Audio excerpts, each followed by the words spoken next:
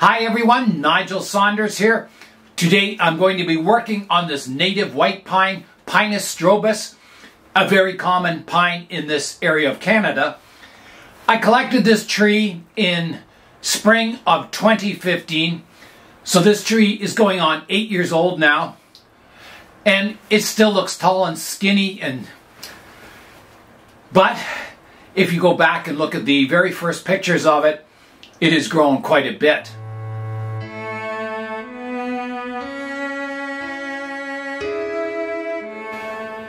Looking at the tree today, I'm not sure it looks any more like a bonsai or a miniaturized tree than it did when I first collected it, but it certainly has grown and thickened up.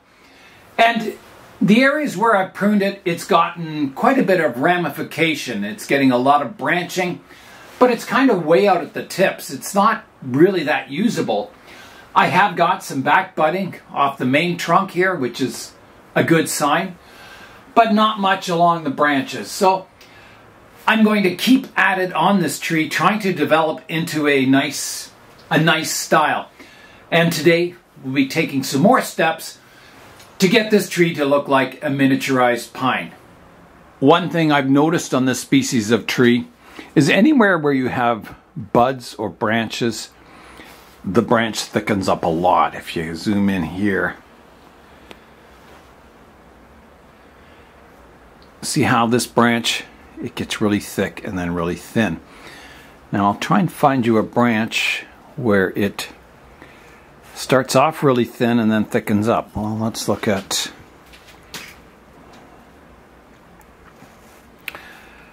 this branch. You can see the thickness of the branch. It's not very thick.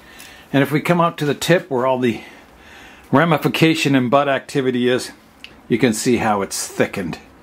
It's probably, I would say, a good third to a half thicker than the original branch back here. Maybe even double from here out to here. It's quite a change. It's certainly thicker where all this, where all these buds are and branch activity. So yeah, it's a very difficult tree to grow as a bonsai. You can see my one branch died back here. I don't really know why. It seems to be getting light. I would think it's just that it's a weaker branch down low and all the vigor is going up in this canopy. That, you know, I've kind of pruned this and it has a lot of ramification and branching up here and a lot of needles. So all these lower branches are just kind of being shed. So I think I've got to reverse that trend by doing some hard pruning up top on the tree. Maybe even taking the whole top of the tree off and developing maybe this branch as the new leader of the tree. I repotted this tree in spring of 2021. I bare rooted the tree, root pruned it, and put it in this pot. The tree didn't skip a beat after that repotting. I still believe that bare rooting a pine is a safe thing to do, and that it's a myth that you have to leave some soil on the roots. I think that's just a myth. I do believe in mycorrhiza, but if you're fertilizing the tree, especially with chemical fertilizer, I don't think there's a use for mycorrhiza in your soil. I think it's, I mean, you're fertilizing, so why do you need mycorrhiza to break down organic matter or elements into a form the tree can use when it's getting all the fertilizer it needs? You have to remember that mycorrhiza lives in symbiosis with the tree. The tree feeds the mycorrhiza, so it's using nutrients and energy from the tree to feed the mycorrhiza, and in turn the mycorrhiza is breaking down poor soil around the tree into a form the tree can use.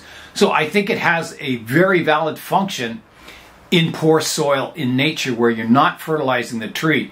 But in a pot, a bonsai pot, where you're fertilizing the tree and giving it all the nutrients it needs, you don't need more mycorrhiza, which is actually taking energy away from the tree to give the tree more nutrients. Now that's just my belief. I can't verify that with scientific experiments or anything, but that's what I believe, is that you don't need mycorrhiza in a bonsai tree that's being fertilized regularly. Mycorrhiza is more important in a soil in nature where there's very little nutrients, like if a tree's going on a rock or in the crevice of a rock. The mycorrhiza breaks down the stone and the elements and the everything, and provides the tree with nutrients or elements the tree needs. I don't think in a pot it's necessary. My opinion again. Because this pine has been bare rooted and root pruned, it has a really nice root system in here, a nice radial root system. It's fairly flat, it's not all that deep. So yeah, a good root system for bonsai. The tree is getting thick. You can see it's thicker than my finger now. It's probably, yeah, a little bit thicker than my finger.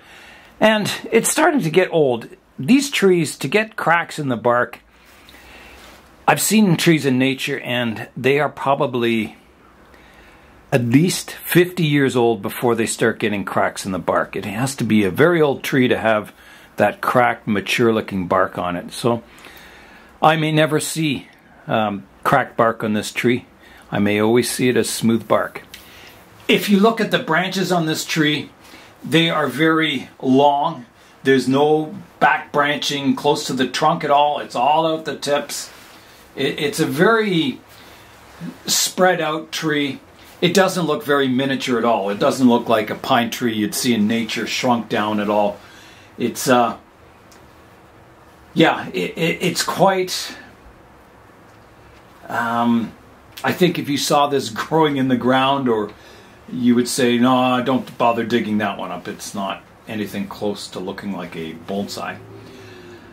So the goal is to try and get it to look like a miniature tree. I think today I talked about maybe replacing the leader with a branch down low. Maybe this one. It's got lots of vigor. And cutting this off, keeping this bud on the trunk. So that's a good possibility. Or I could go higher. I could use this branch as the apex. But I think, you know, I've got all this foliage up top. I could either, you know, create a flat top tree at this height, developing this foliage, maybe, you know, letting these bottom branches die off, or just removing them so it's more of a literati flat top pine. It's a possibility. It could become, you know, a very slim literati style tree.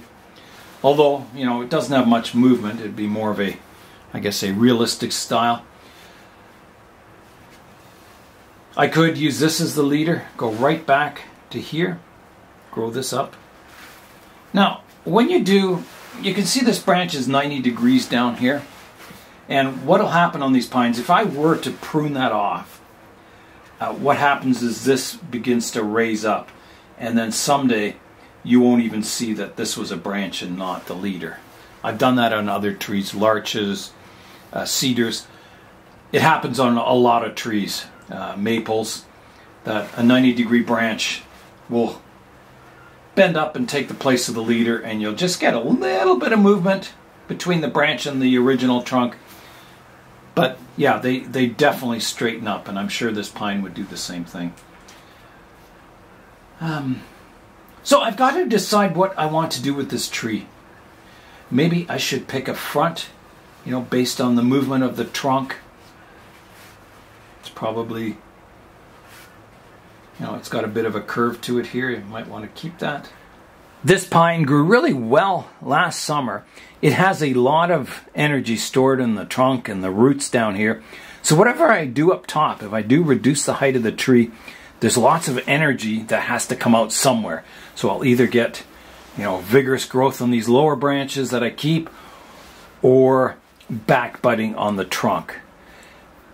Ideally, I would like to get back budding on the trunk, and then I can control the growth of those branches as they develop, and eventually replace the original branches with, you know, smaller, denser branches closer to the trunk. So I think that's the goal, that I should shoot for that, getting back budding on the trunk and get, you know, very tight branches coming off of it. You can see the new back bud that's developing into a branch off of the trunk here. That relies on sap flow going up the tree to feed this branch.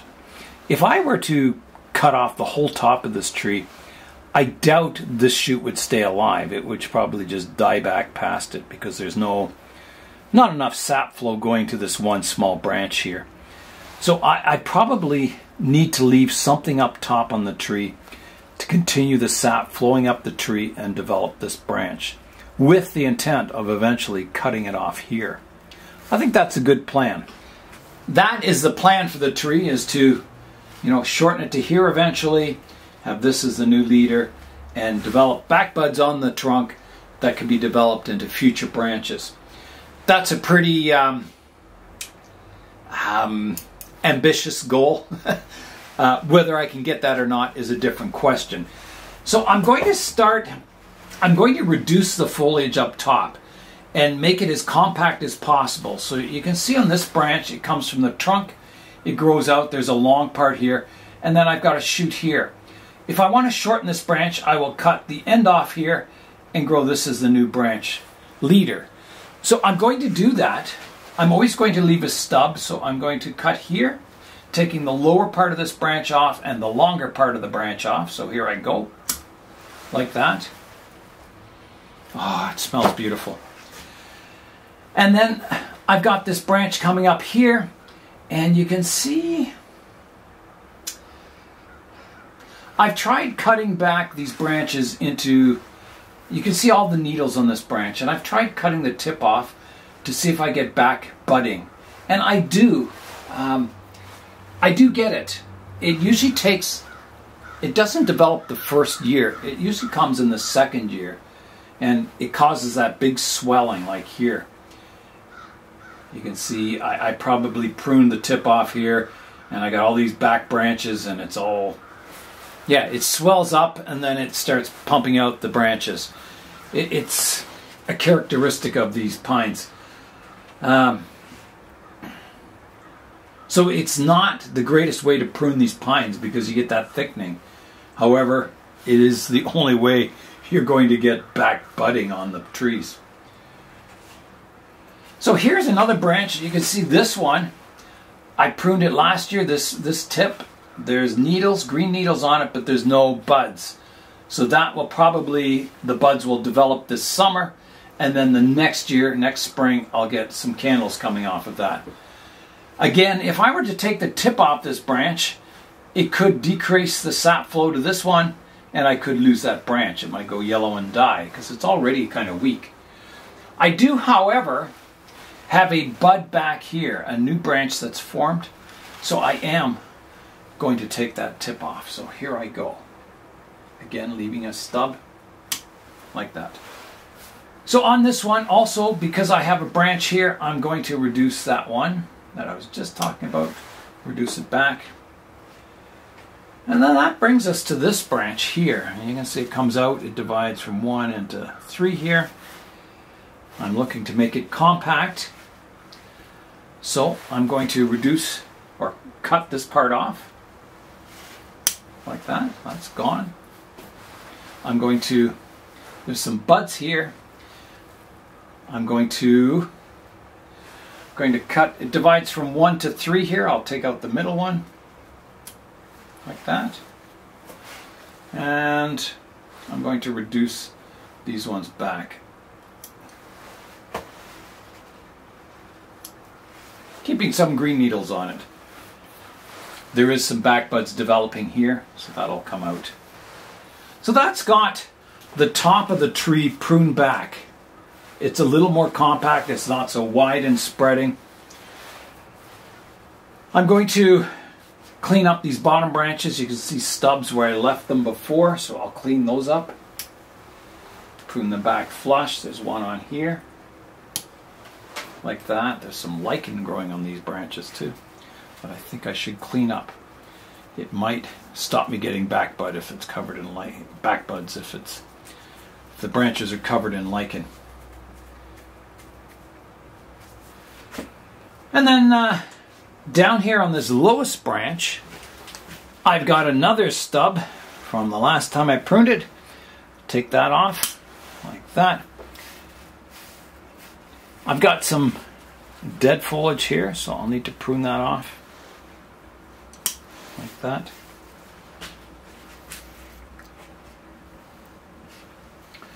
Now, on these other branches, I'm going to look at the structure of them. These are the branches coming down lower than my apex up here. So let's start with this one. It comes out, it divides from one into, there's one branch here, top one, and a couple others. So if I wanted to reduce this back as far as I can, I will take off this whole branch tip. I'll be losing ramification, but I'll be making the branch a little more compact. And I'm hoping all that excess energy goes into back buds. That's what I'm hoping. This branch here, here's my most compact branch, so I could take the tip off here, and I will. So this is a big cut coming up. So here I go. I'll leave a stub again. That's gone. The branch here, this is the branch that's closest to the trunk line, so I'm going to take the whole tip off. Here I go. It's a lot. And then on this branch, I'm going to take the top off that shoot. This one, I'm going to make this more compact, like that. I'll take a bit off this one, like that. And I think I'm getting down there to the point where I don't want to do any more pruning. You can see it's a little less spreading. It certainly doesn't look anything yet.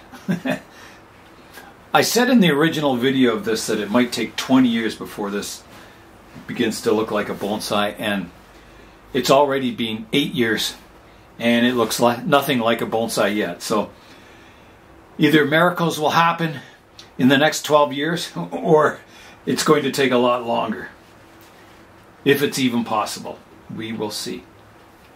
Yeah, so that's my tree, all pruned up for 2023, ready to grow once again. It won't need repotting yet. It was repotted in 2021, so that's only 2 years ago. So it certainly won't have, filled this pot yet. Yeah, so let's hope. The goal this year, pruning all that vigorous foliage back, I'm hoping I get back buds popping out all over the tree. That's my goal anyway. Here is a look at my native white pine, my Pinus strobus. Beautiful soft needles on it. So yeah, I really cut it back. Still looks like a Charlie Brown Christmas tree, doesn't it? And there's what I took off today. A lot. There's those branches, how they thicken up. That was a good example. You can see how it's skinny at the base and thick up here. And another branch I took off over here. Yeah, so that's my Pinus strobus. It'll be interesting to see what happens. I took a lot of foliage off this pine today. Quite a bit. I would say maybe 60%, maybe even 70% of the foliage. I really took it back. It's going to be interesting to see how the tree reacts in spring. My goal for this tree, as I said, is to make a miniaturized looking pine out of it. Maybe I won't succeed with this tree. Maybe it's not a good species for bonsai. It's not an easy species for bonsai, that's for sure. I knew that. But it's a challenge, and I'm sure I'll learn something about the tree, and maybe I'll learn techniques along the way that maybe will help to develop these trees. I have seen some good native white pine bonsai. They're usually collected trees that are already kind of miniaturized because of their environment. And the good ones I've seen are fairly large trees because, they have big, long, soft needles. I have seen them reduce the needles to very small with controlled watering and full sun. It's amazing what you can do with these trees. So yeah, I think they have the potential to become bonsai. Mine isn't showing that potential yet, but I'm going to keep trying into the future. So that is all for today. I'm Nigel Saunders. Thanks for joining me in the Bonsai Zone.